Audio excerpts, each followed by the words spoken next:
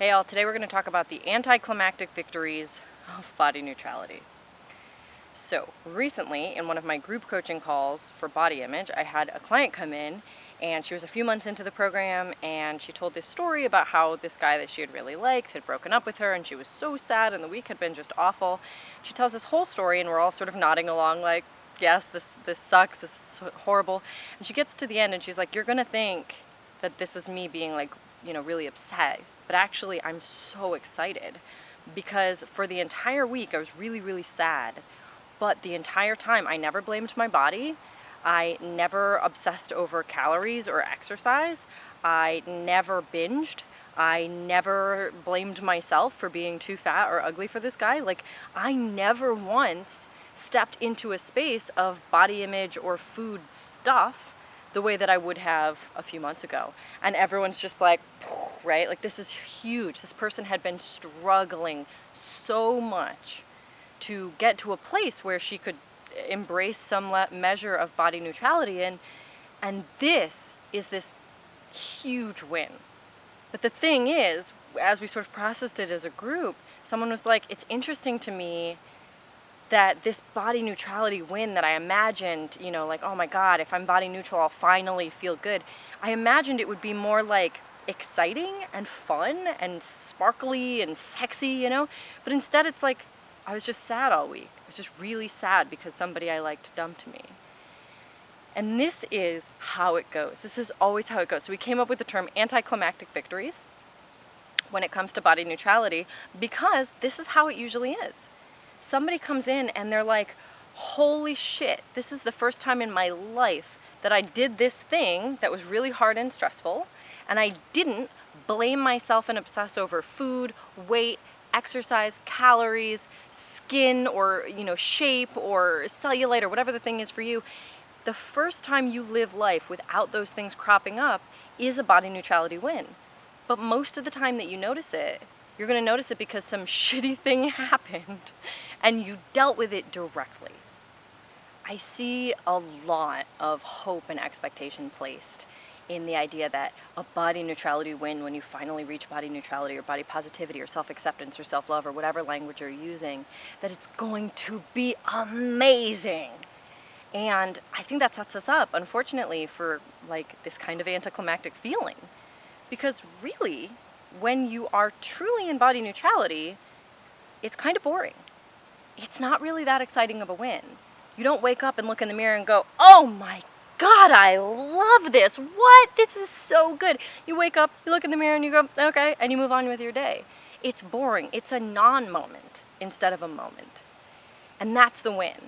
So I want to just talk about the fact that anticlimactic victories are to be celebrated because they are what this is for. A victory in body neutrality is when you wake up and you just eat food all day like normal because you're no longer obsessing and tracking and following these rules and feeling guilt and shame and doing all of this work around food because you want to lose weight but you don't want to all of that stuff just doesn't happen. So it's not like you sit down and have this like sexy fancy moment with food. You just eat food like a person all day. It's very boring. A body neutrality win might be that you have a date that you're nervous about and you just feel nervous and just go on the date, and that's that. You're nervous, you go. Instead of what you might have done before, which is you're nervous, so you obsess about your weight, you diet all week, you binge right beforehand and feel horrible, you obsess over what you're gonna wear, you obsess over the makeup you put on, you obsess in this way that is body focused. And in body neutrality, you just kind of go. You put clothes on your body and you walk out the door. You neither think you look amazing, nor do you think you look disgusting. You just go on a date that you're nervous for. It's a huge win, but ultimately, if you think about it, it's kind of boring. Another example would be that if somebody compliments or comments on your body or your weight, they say like, wow, you've lost weight, you look amazing. And your first thought isn't like, oh my God, yay, I look so good. Your first thought is, wow, that's pretty rude. It's pretty rude to comment on someone's weight. And your first thought is, ooh, that's uncomfortable for you. That's a huge win. And likewise, if they comment negatively, if they're like, are you really going to eat all of that? Or you should really look out for your health, or some other kind of negative fat shaming comment, that your first thought isn't, oh my God, you're right, I should change how my body is. Your first thought is like, oh, they're still so caught up in diet culture. Like, that sucks for them. They're still really in that world. that is a huge body image win, a huge body neutrality win. So all of these examples of what I see in my clients and we like celebrate to the hilt is just kind of a boring day for somebody who never struggled with body image. So please understand, I think it's really important that we understand that the wins are not as sexy and fun and sparkly as you might imagine. The wins are you just living your damn life. And that is the point of body neutrality, and that is still worth celebrating. If you wake up and just live your damn life on a day that used to trigger you into horrible body image thoughts and habits, then you, my friend, are worthy of celebrating, and that is a huge win. That's how these things go. Now that said, I need us all to be very clear on something, which is that despite the fact that in the end, the body neutrality wins are boring, it does not invalidate the intensity of courage and strength required to overcome those issues in the first place. So what I call it, when my clients are facing their deepest fears and shame, because all body image comes down to fear and shame, and it is deeply intense, it is physiological, this is not in your head.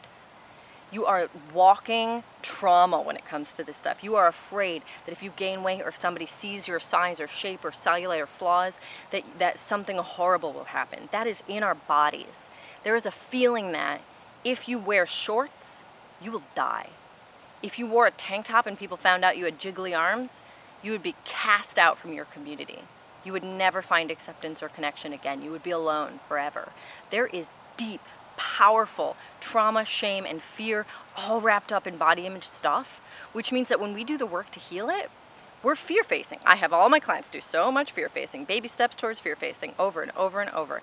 So they are wearing the tank top, they are wearing the shorts, they are doing the scary thing, they're asking their boss for a raise, they are telling somebody that they like them, they are doing the scariest things ever.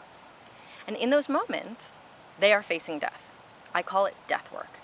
There is no other word that I can think of to describe the feeling of walking into the mouth of monsters and demons to face the fears that your body image stuff is telling you.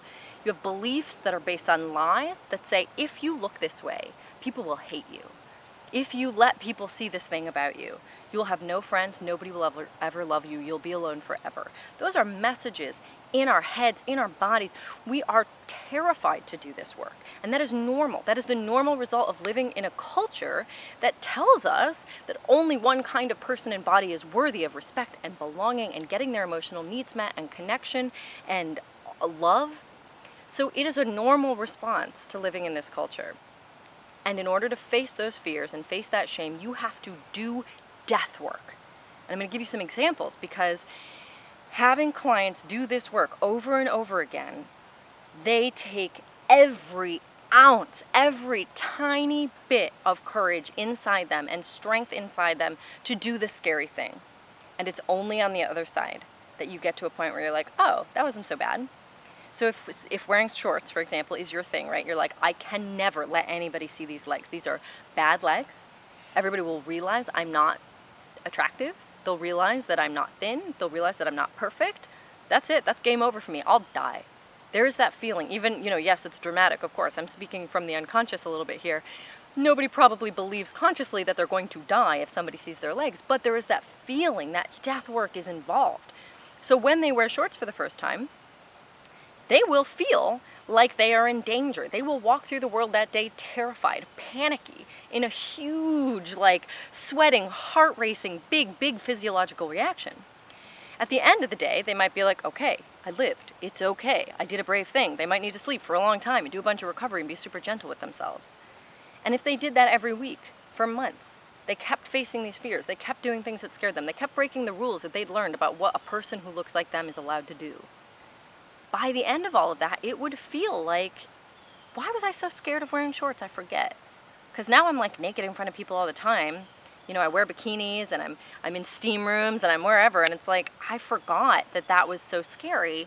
And in retrospect, you'll think, I forget why that took so much effort.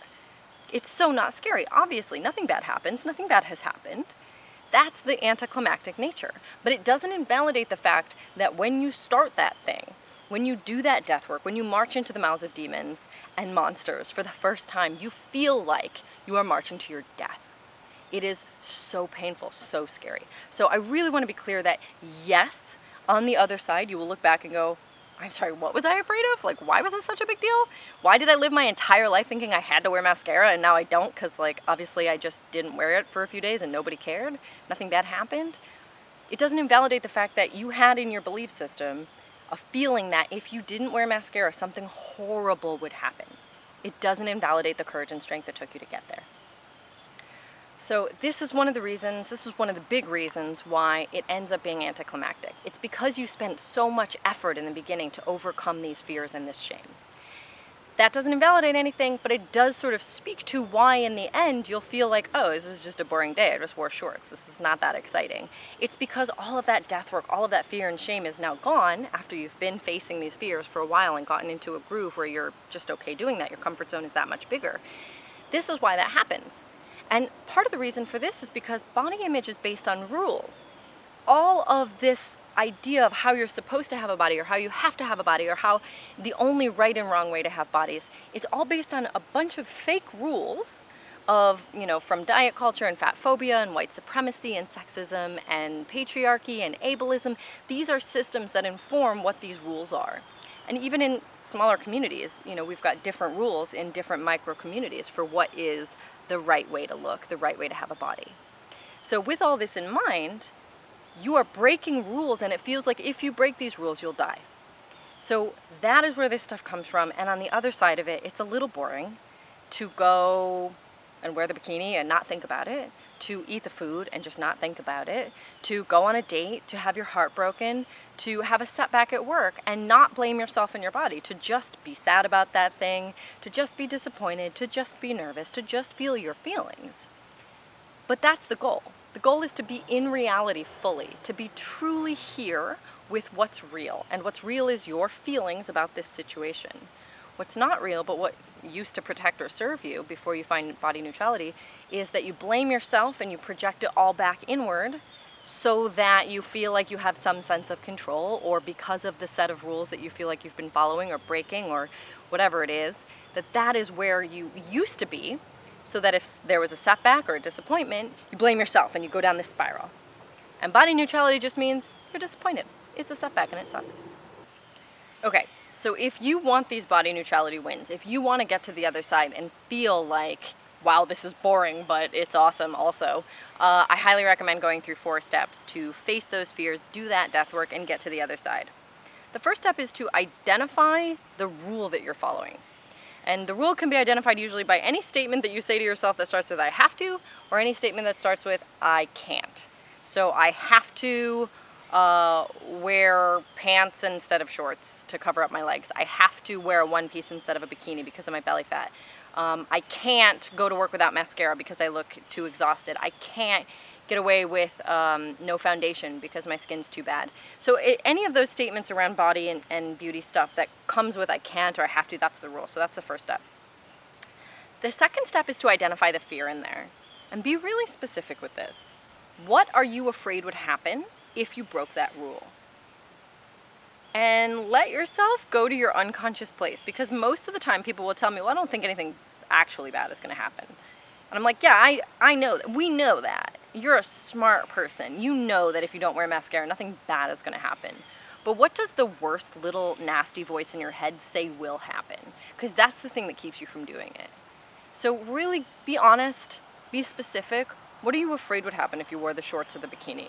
What are you afraid would happen if you didn't wear the makeup or didn't do your hair or didn't, smile along with sexist jokes? What would happen if you asked for the raise or asked that person out or told them how you were feeling? These are set a boundary. These are things that terrify people. And it's not because of conscious, logical, reasonable beliefs about what would happen on the other side. It's about deep, shamey, old, painful stuff, unconscious fears that people are afraid of what would happen. So be specific about those fears, name them. The third step is to challenge those fears. How true is that really? Where did you learn that? Who taught you that? Who does that benefit? Because it's not you. Really challenge and poke holes. Is there another way to look at this? Is there somebody who would disagree with this? Who do I know who would support me in doing this thing and facing this fear? Can I call upon their perspective? And then the fourth step is just to form a plan. Create a baby step. I would say, get a tiny tiny bit braver about this thing and do that. You don't have to go all the way. If the thing you're afraid of is going to work without makeup, you don't have to stop wearing all your makeup the first day, right? You can just go a little bit at a time. You can stop wearing mascara, and then the next week you can stop wearing lipstick, and then the next week you can stop wearing foundation. Go bit by bit and build courage. You don't have to have all of the courage and grit and readiness today for that final project, right? Just start today with something that you can start with to face this fear and get your comfort zone should be getting bigger and bigger as you go along. Consistently facing your fears in this way, taking baby steps consistently over time will increase your comfort zone to an extent that you can actually just be okay, so that you can just wear what you want. You can just go on the date. This is one of the required steps for a lot of my clients of getting to a place of body neutrality, getting to a place where you have these anticlimactic wins. So do those 4 steps for any of your own rules, your own fears, and then let me know how it goes, because on the other side, 9 times out of 10, somebody comes to me and goes, I did all this stuff and it was so scary. And like, now I just kind of think, why was I so scared? It's boring on the other side. You just wear pants or shorts or bikini or whatever. It's not as sexy and fun as we think, and that is okay. It does not invalidate the courage and strength that went into getting there, but it is worth mentioning that the end result is going to be just you living your real life, your true life.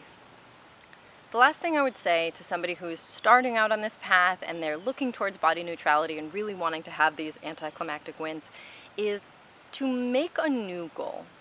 Because a lot of times the goal that people come into this with is to feel amazing, to feel joyful and happy and confident and incredible all the time. And personally, I totally get the appeal of this goal, but I think it kind of shoots us in the foot a little bit. So I would recommend coming up with a goal that is more like, I want to feel the full extent of my feelings, or I want to be fully present in this world all the time, or I want to have the capacity and strength to stay here in my body no matter how stressful things get. These are goals that are a lot more achievable and possible for somebody who's working towards body neutrality. They're also a lot more realistic and ultimately satisfying, I think, because we can't be happy all the time. We can't be joyful and feel magic and bliss and like these sexy big moments of euphoria all the time. And if you make that your goal, it's likely that you're going to feel like you're going off the wrong track when you have a sad week, or when you're feeling like stressed about something or anxious or nervous. Personally, I believe that in order to get to body neutrality, you have to make space for the entire human experience that you are. This is self-acceptance on a super deep level. Give yourself space and permission to feel everything that is real for you, not just happiness and joy and confidence and euphoria. And if you do that, if you make that the goal, for example, my goal when it comes to body neutrality is quite simply, I want to be here in my body for all of it. I want to feel all of it. And by doing so, then all the good stuff and all the bad stuff, I'm here for it. I never have to escape those feelings by going down a body image spiral or blaming myself or having, the obsessive distractions of food and exercise and weight. I'm able to just tolerate being here and feeling all of my feelings all the time. So set a new goal.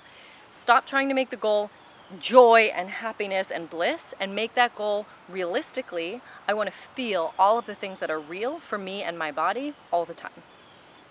That's it. Thank you for joining, and I love to hear from you, so feel free to leave a comment below, and I'll see you next time.